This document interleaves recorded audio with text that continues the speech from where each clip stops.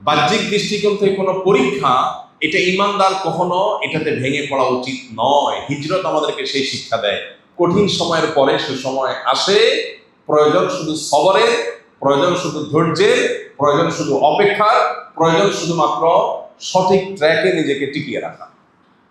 কিয়ামত পর্যন্ত আগত ইমানদারদের জন্য হিজরতের চেতনা, হিজরতের শিক্ষা, এটা দৈনন্দিন জীবনে, দিনী জীবনে, সামগ্রিক জীবনে, বারবার মানুষের জীবনে প্রয়োজন। এই জন্যই সাহাবায়ে কেরাম হিজরতের এই ঘটনাকে স্মরণীয় করে রাখবার জন্য হিজরি সনের গণনা শুরু করেছেন হিজরতের ঘটনা থেকে। হিজরি সন, নবী করিম সাল্লাল্লাহু আলাইহি সাল্লামের হিজরতকে কেন্দ্র করে যে সনের গণনা আরম্ভ হয়েছে, সেই সনটাকে বলা হয় হিজরি সন। গোটা পৃথিবীর মানুষের কাছে অতি পরিচিত আরেকটা সন হলো ঈসাই সন বা খ্রিস্টীয় সন, যেটাকে আমরা ইংরেজি সন বলে জানি। আসলে ইংরেজি সন না, এই সনটার নাম আসলে কি? ঈসাই সন বা খ্রিস্টীয় সন। খ্রিস্টানদের অথবা খ্রিস্টান ধর্ম সংশ্লিষ্ট সন হলো ঈসাই সন, যেটাকে আমরা ইংরেজি সন বলি। এটা কোনো ইংরেজি সন না। এই সনের গণনা আরম্ভ হয়েছে ঈসা আলাইহিস সালামকে কেন্দ্র করে, সেজন্য এটাকে ঈসাই সন বলা হয়। কিন্তু এর সাথে ইংরেজির কোনো সম্পর্ক নেই, ফলে এটাকে ইংরেজি সন বলা মোটা দাগে ভুল, যেটা আমরা করি। একটা ধর্মীয় সনকে আমরা সেকুলার সনে পরিণত করেছি। খ্রিস্টীয় সন, ঈসাই সন, এটা কোনো সেকুলার সন না। এটা একটা কোন সন? ধর্মীয় একটা সন। যেই সনের সাথে সম্পর্ক কিসের? ঈসা আলাইহিস সালামের। খ্রিস্টান মানুষ, ধর্মের মানুষদের মতে, তাদের বিশ্বাস মতে ঈসা আলাইহিস সালামের জন্মের সনটাকে প্রথম ধরে এরপরে 2-3 গুনতে গুনতে আজ 2026 এসে পৌঁছেছে। তো এই সন গণনাটা মূলত খ্রিস্টান ধর্ম বিশ্বাসকে কেন্দ্র করে বা খ্রিস্টানদের ধর্মীয় ইস্যুকে কেন্দ্র করে, সেজন্য এটা খ্রিস্টীয় সন, খ্রিস্টান ধর্মের মানুষের বিশ্বাস কেন্দ্রিক সন। এটাকে জেনারেলাইজ করে আমাদের সবার কাছে এটাকে সহজে গলদকরণ করা হয়েছে কি বলে? ইংরেজি সন বলে। মানে এই সমাজে যখন মানুষ নিজেকে অনেক সভ্য, শিক্ষিত, স্মার্ট, অনেক বেশি সচেতন মনে করে, সেই সমাজে এরকম মোটা দাগে একটা ভুল আমরা বয়ে বেড়াচ্ছি, যেটা খুবই হাস্যকর। আর যে সনটার ব্যাপারে প্রশ্ন এসছে সেটা হলো হিজরি সন। হিজরি সন হলো মূলত নবী করিম সাল্লাল্লাহু আলাইহি সাল্লামের হিজরতকে ঘিরে যে সন এর গণনা শুরু হয়েছে, সেটা হলো হিজরি সন। হিজরি সনকেও আমরা অনেকে না জেনে না বুঝে আরবি সন বলি। আমরা অনেকে এটাকে কি বলি? আরবি সন বলি। হিজরি সনের সাথে আরবি কোনো সম্পর্ক নেই, বরং আরবদের নিজস্ব একটা সন আছে, সেগুলোর মাসের আলাদা নাম আছে। হিজরতের যে সনটা, হিজরতকে ঘিরে যে সনটার গণনা শুরু হয়েছে, এটা হয়েছে মূলত খলিফাতুল মুসলিমিন ওমর ইবনুল খাত্তাব রাদিয়াল্লাহু তাআলা আনহুর শাসন আমলে। ওমর রাদিয়াল্লাহু তাআলা আনহুর শাসন আমলে বিভিন্ন রাষ্ট্রীয় চিঠি বিভিন্ন এলাকার গভর্নররা তার কাছে যখন পাঠাতেন, কোনোটাতে দেখা থাকতো শাবান। তো একবার একটা চিঠিতে এরকম মাসের নাম লেখা আছে শাবান। তো ওমর রাদিয়াল্লাহু তাআলা তখন বললেন যে, এই চিঠি কি এই যে চলমান শাবান এটা, নাকি যে শাবান গত হয়েছে সেটা? আমরা কিভাবে বুঝবো? কারণ সে যুগে এক এলাকা থেকে আরেক এলাকায় চিঠি যেতে দিনকে দিন, মাসকে মাসও লেগে যেত, বিভিন্ন অসুবিধা হইতে পারত। আর অফিসিয়ালি এই চিঠিটা নথিভুক্ত হবে বা সংরক্ষিত থাকবে, এটা কোন শাবান সেটা লেখা নেই। তাহলে সময়টা ঠিক বোঝা কঠিন। তখন ওমর রাদিয়াল্লাহু তাআলা আনহু সাহাবায়ে কেরামের সাথে পরামর্শ করলেন যে, একটা সনের প্রবর্তন যদি আমরা না করি, তাহলে সেক্ষেত্রে শুধু মাসের নাম দিয়ে যে কোনো চিঠি পত্র বা এই জাতীয় কাগজ ইত্যাদি এগুলোকে সঠিক সময়কে সংরক্ষণ করা কঠিন। তখন সবাই সিদ্ধান্ত দিলেন যে হ্যাঁ, একটা সন গণনা শুরু হওয়া উচিত। আমাদের মুসলমানদের জন্য একটা সন গণনা শুরু হওয়া উচিত। খোলাফায়ে রাশেদার শাসন কার্য পরিচালনা সুষ্ঠুভাবে করবার প্রয়োজনে, সময়ের সঠিক গণনার প্রয়োজনে একটা সন গণনা শুরু হওয়া দরকার। এই সিদ্ধান্তে যখন সবাই উপনীত হলো, তখন প্রশ্ন আসলো যে কোন ঘটনাকে কেন্দ্র করে সন গণনা শুরু হবে। খ্রিস্টানরা যেরকম ঈসা আলাইহিস সালামের জন্মের বছরকে এক ধরে, এরপরে 2, 3, 4, 5 গুনতে গুনতে আজ এ পর্যন্ত এসেছে। আমরা মুসলমানরা আমরা যখন সন গণনা শুরু করব, আমরা কোথা থেকে শুরু করব? অনেকে অনেক মতামত দিলেন, এক একজন এক এক মতামত দিলেন। কেউ অনারবীয় বিভিন্ন কৃষ্টি, কালচার, সভ্যতা সেগুলোকে সামনে রেখে সন গণনার কথা বললেন। কেউ নবী করিম সাল্লাল্লাহু আলাইহি সাল্লামের নবুয়ত লাভের বছরকে এক ধরে তারপর থেকে সন গণনার কথা বললেন। এরকম আরো একাধিক মতামত দেয়া হল। নবী করিম সাল্লাল্লাহু আলাইহি সাল্লামের জন্মের বছরকে এক ধরে তারপরে সন গণনা শুরু করা যেতে পারে। তার নবুয়ত লাভের বছরকে এক ধরে তারপরে 2, 3, 4 গুনতে গুনতে সন গণনা শুরু করা যেতে পারে।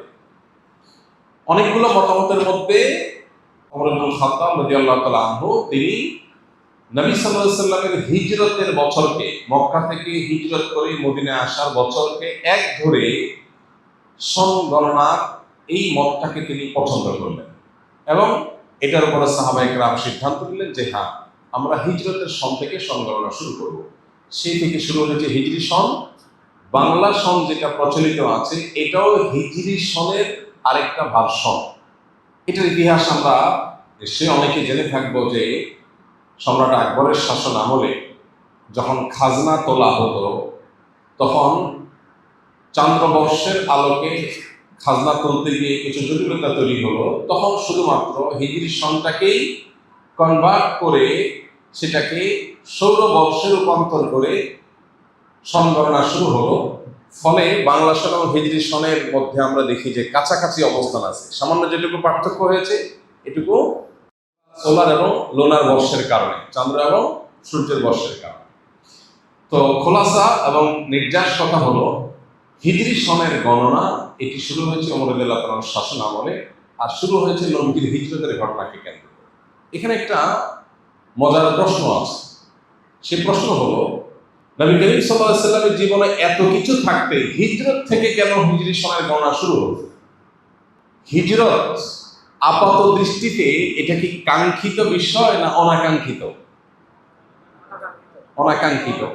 কেন অনাকাঙ্ক্ষিত? মানুষ নিজের মাতৃভূমিতে বসবাস করবে, এটাই তো স্বাভাবিক। নিজের মাতৃভূমি ছেড়ে আরেক দেশে চলে যেতে হচ্ছে, এটা কি স্বাভাবিক ঘটনা? সাহাবায়ে কেরাম নবী করিম সাল্লাল্লাহু আলাইহি সাল্লামের সাথে মক্কা থেকে হিজরত করে এসেছেন কোথায়? মদিনায়। তাদের মাতৃভূমিতে তাদেরকে থাকতে দেয়া হয়নি, তাদেরকে দেশান্তরিত হতে বাধ্য করা হয়েছে। তারা দেশান্তরিত হয়েছেন, হিজরত করেছেন। এটা কি প্রত্যাশিত ছিল? তাহলে একটা দুঃখজনক ঘটনাকে কেন্দ্র করে হিজরি সনের গণনা কেন শুরু হলো? মানুষ কি দুঃখের ঘটনাকে স্মরণীয় করে রাখতে চায় না সুখের ঘটনাকে? কি বলেন? আনন্দের ঘটনাকে স্মরণ করিয়ে রাখতে চায় নাকি বেদনার ঘটনাকে? বেদনাকে স্মরণ করে রাখতে চায় মানুষ। বেদনা মানুষ ভুলতে চায়, দুঃখের ঘটনা মানুষ ভুলতে চায়, মানুষ স্মরণ করতে চায় না। স্মরণ করতে চায় কোনটা? আনন্দের ঘটনা।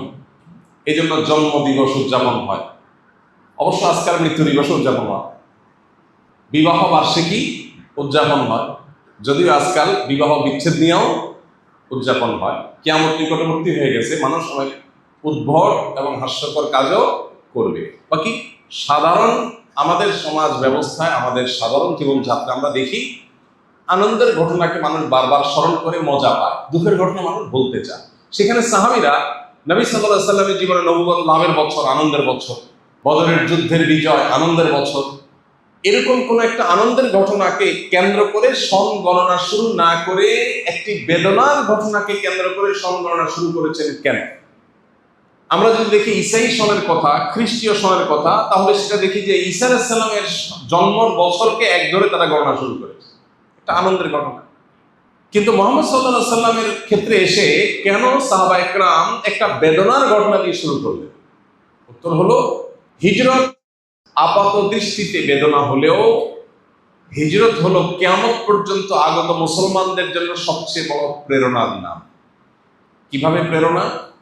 কারণ হিজরত আমাদেরকে স্মরণ করিয়ে দেয় কঠিন সময়ে যদি তোমাকে তোমার মাতৃভূমি ত্যাগ করে চলে যেতেও হয়, তোমার প্রতি জুলুম করে তোমাকে যদি দেশান্তর করেও দেওয়া হয়, আল্লাহর সন্তুষ্ট চিত্তে যদি তুমি সেই কাজটাকে বরণ করো, মেনে নাও, আর তুমি যদি সত্যের উপরে অটল অবিচল থাকো, তাহলে অচিরেই তুমি আবার সেই ভূমিতে ফিরে আসবে। হিজরত সেই শিক্ষা, সেই প্রেরণা, সেই স্মরণ আমাদেরকে করায়। সেই জন্য সাহাবায়ে কেরাম হিজরতকে স্মরণীয় করে রাখবার চেষ্টা করেছে। আপাতদৃষ্টিতে দেখা যায় হিজরতের মাধ্যমে সাহাবায়ে কেরাম এক এলাকা থেকে আরেক এলাকায় রিফিউজিদের মতো আশ্রয় নিতে হয়েছে, কিন্তু আমরা দেখেছি হিজরতের পরের ইতিহাসটা বিজয়ের ইতিহাস। ইন্না মাআল উসরি ইউসরা। কঠিন সময় যখন যায় আমরা বিচলিত হয়ে যাই, কিন্তু কঠিন সময়ের পরেই যে সুসময় আসে এটা হিজরত আমাদেরকে বলে দিয়েছে। হিজরতের পরে দ্বিতীয় হিজরি বর্ষেই আমরা দেখেছি বদরের মতো ঐতিহাসিক বিজয় আল্লাহ তাআলা দিয়েছেন। মাত্র 6 থেকে 7 বছর যেতে না যেতেই আল্লাহ মক্কা বিজয়ের মতো ঘটনা দিয়েছে। মাত্র 10 বছরের মধ্যে পৃথিবীর পট পরিবর্তন করে দিয়েছেন। যেটা মক্কায় থেকে 13 বছরে হয় নাই, সেটা মদিনায় 10 বছরে তার চাইতে বহুগুণ অগ্রসর হয়েছে। এমনকি আল্লাহ আয়াত নাযিল করেছেন, ইযা জাআ নাসরুল্লাহি ওয়াল ফাত। আল্লাহ সাহায্য এবং বিজয় যখন আসবে, দেখবে মানুষ দলে দলে ইসলামে আল্লাহর দ্বীনে দাখিল হচ্ছে। তাহলে হিজরতের পরেই এটি ঘটেছিল। এজন্য বাহ্যিক দৃষ্টিকোণ থেকে কোনো পরীক্ষা, এটা ইমানদার কখনো এটাতে ভেঙে পড়া উচিত নয়। হিজরত আমাদেরকে সেই শিক্ষা দেয়। কঠিন সময়ের পরে সুসময় আসে। প্রয়োজন শুধু সবরের, প্রয়োজন শুধু ধৈর্যের, প্রয়োজন শুধু অপেক্ষার, প্রয়োজন শুধুমাত্র সঠিক ট্র্যাকে নিজেকে টিকিয়ে রাখা। কিয়ামত পর্যন্ত আগত ইমানদারদের জন্য হিজরতের চেতনা, হিজরতের শিক্ষা, এটা দৈনন্দিন জীবনে, দিনী জীবনে, সামগ্রিক জীবনে, বারবার মানসিক জীবনে প্রয়োজন। এই জন্যই সাহাবায়ে কেরাম হিজরতের এই ঘটনাকে স্মরণীয় করে রাখবার জন্য হিজরি সনের গণনা শুরু করেছেন হিজরতের ঘটনা থেকে। আল্লাহ আমাদেরকে এই সন থেকে যে অনুপ্রেরণা, হিজরতের ঘটনা থেকে যে প্রেরণা আমাদের গ্রহণ করা দরকার, সেটা গ্রহণ করার তৌফিক দান। হিজরি সনের হিসাব সংরক্ষণ করা ফরজে কিফায়া। হিজরি সন কখন আসে, কখন যায়, কোন মাস কখন শুরু হয়, কখন শেষ হয়, এই সন গণনা করাটা ফরজে কিফায়া। কারণ ইমাম ফখরুদ্দিন রাজি রাহিমাহুল্লাহর একটা উক্তি আছে, এই উক্তি সমস্ত ফুকাহা কেরামের। সেটি হলো, ইসলামের সমস্ত ইবাদত, আল্লাহর সমস্ত আদেশ নিষেধ, এটা হিজরি সনকে ঘিরে হবে। যাকাতের হিসাব যে বছরকে কেন্দ্র করে হবে, সেটা হলো হিজরি বর্ষ। সৌরবর্ষকে হিসাব করে যাকাতের হিসাব ক্যালকুলেশন করা যাবে না। ঠিক একইভাবে আমরা সিয়াম, রমাদান, ঈদ, ঈদুল ফিতর, ঈদুল আজহা, তারপরে জিলহজের প্রথম দশক, মুহররম, আশুরা, এসব আমলগুলোর উদযাপন, এই আমলগুলো আমরা বাস্তবায়ন করব যেই সনকে ফলো করে, সেটা হলো চান্দ্রবর্ষ, হিজরি বর্ষ, সৌরবর্ষ না। যেহেতু আমাদের ইবাদত এই বর্ষকে ঘিরে, সনকে ঘিরে সম্পন্ন করতে হবে, সেজন্য এই সনের হিসাব রক্ষা করাটা ফরজে। কোনো মুসলমান সমাজে কেউ যদি এটার হিসাব সংরক্ষণ না করে, সবাই গুনাহগার হবে। এই জন্য শুধুমাত্র জাতীয় চাঁদ দেখা কমিটির উপরে ন্যস্ত না করে আমাদের কর্তব্য দ্বীনি প্রতিষ্ঠানগুলো থেকে মুসলমান হিসাবে আমরা অন্তত হিজরি সনের হিসাবটা রাখবো ইনশাআল্লাহ। এখন কোন মাস চলছে জানো? জিলহজ। আজকে কয় তারিখ কেউ কি জানি? আজকে কয় তারিখ ভাই? 25। আমরা চেষ্টা করবো ইনশাআল্লাহ হিজরি সনের তারিখ কখন আসে কখন যায় ঠিক রাখবার। আমাদেরকে চাঁদের 13, 14, 15 এই 3 দিনে রোজা রাখার নির্দেশ করেছেন নবী করিম সাল্লাল্লাহু আলাইহি সাল্লাম। যে 3 দিনকে বলা হয় আইয়ামে বীজ। আইয়ামে বীজ চাঁদের, চান্দ্র মাসের 13, 14, 15। তাহলে এই 13, 14, 15 এই দিনগুলোতে রোজা রাখার জন্য হলেও তো এই মাসের হিসাব আমাদের রাখতে হবে কি হবে না? তাহলে আমরা চেষ্টা করবো কিছু লোক হলেও এটা হিসাব সংরক্ষণ করা। আল্লাহ আমাদেরকে তৌফিক দান করুন।